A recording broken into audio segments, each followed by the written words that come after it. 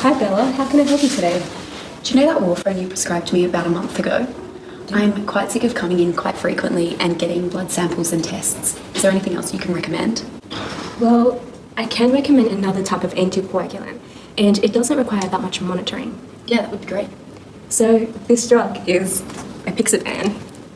Brand name Eliquis or Apixaban is an anticoagulant that is used for thinning the blood, preventing it from blood clot formation. Apixaban is used in patients suffering from atrial fibrillation, deep vein thrombosis, pulmonary embolism, and stroke. Apixaban usually taken orally with or without food, commonly twice a day. The absolute bioavailability of Apixaban is 50%, up to 10 milligrams, rapidly absorbed with maximum concentrations appearing 3 to 4 hours after intake. 25% is recovered as a metabolite, and majority in feces. Renal excretions accounts for 27% of total clearance. Apixaban has a total clearance of 3.3 litres per hour and a half-life of approximately 12 hours. Apixaban is metabolized via CYP3A4 or 5 enzyme. That's great, thank you. But how does this drug even work? Well, this drug does involve several complicated steps. Let's begin with hemostasis.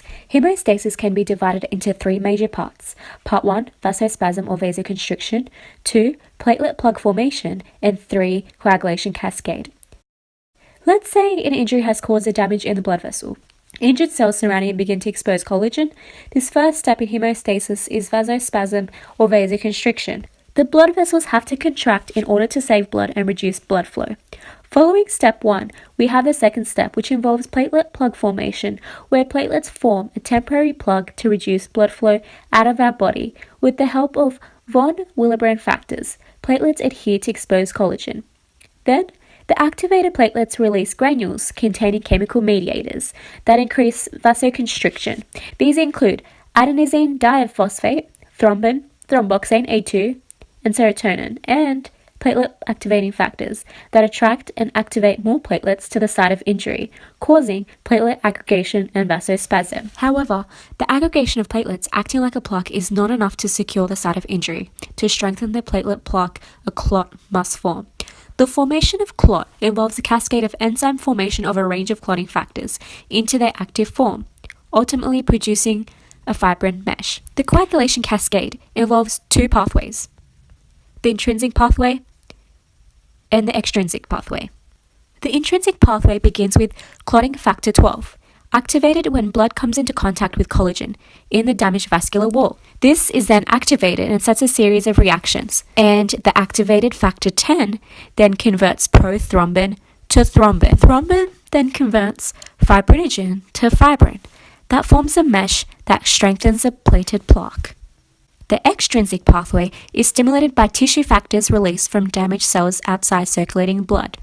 It begins with activation of factor 7, which activates factor 10. Then, the intrinsic and extrinsic pathway converge into common pathways. Now let's talk about Apixaban. Apixaban, or brand name Eliquis, binds directly to the site of factor 10A, preventing it from converting prothrombin to thrombin. Are there any side effects I should be worried about? The side effects include black bloody stools, unusual bleeding, bruising, severe headache and coughing up blood or coffee ground vomit, the most common being bruising. But how is this drug clinically proven due to its side effects? The Arizona study conducted by the brand Eliquis is a key clinical trial that assessed the safety of Eliquis compared to that of warfarin. The results concluded that there was a lower occurrence of stroke or systemic embolism formation and a lower rate of myocardial infarction for patients using Eliquis compared to those administered with warfarin. The rate of hemorrhage, stroke, and bleeding was 49% lower in patients assigned to Eliquis.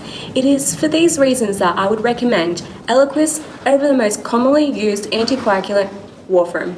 Also, you would not need to come in for regular blood works when on Eliquis. Eliquis can impact on one's social life. The side effects such as sensitive stomach can impact on the type of food being consumed, as well as not being able to drink. That could affect socializing. Although Apixaban is one of the most expensive anticoagulants being displayed in the graph, that costs $91.69 per month without Medicare. Research has shown that the benefits outweigh the risk and costs, rating it number 1 anticoagulant in comparison to warfarin, dabigatran, and rivaroxaban. Thank you so much, you've been such a good help. No problems. Here you go. Best of luck with that. Thank you for fixing my problem.